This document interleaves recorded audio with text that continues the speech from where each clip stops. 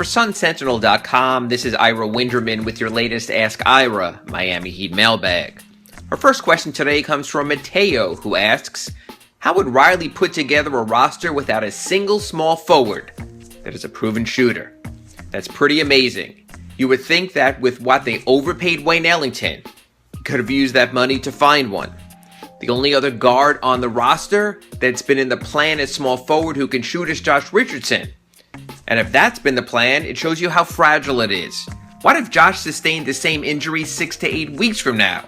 We would have no shooters in the front court. Even if Chris Bosh plays, you still need a shooter at small forward. And the Heat really don't have that one.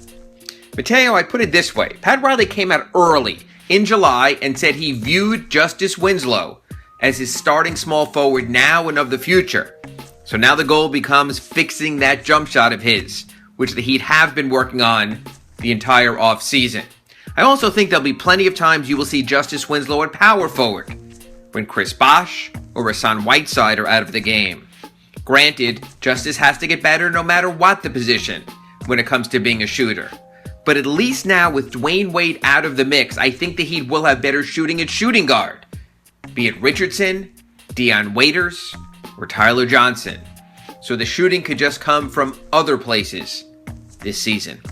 Our second question comes from Adrian in Paris, who asks, hi Ira, with Tyler Johnson being groomed as a point guard and Josh Richardson's recent injury, do you see the Heat going with ball-dominant Dion Waiters in the starting five?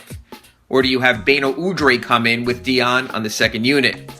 Adrian, I've said this before.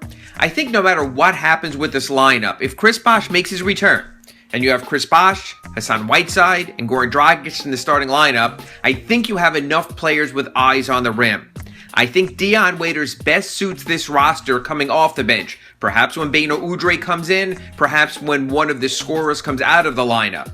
I do think this, though. The Heat lineup will be fluid at the start of the season. I don't know what promises were made to Dion, but I think he'll be told early on also to be patient as they work through several permutations to see which works best.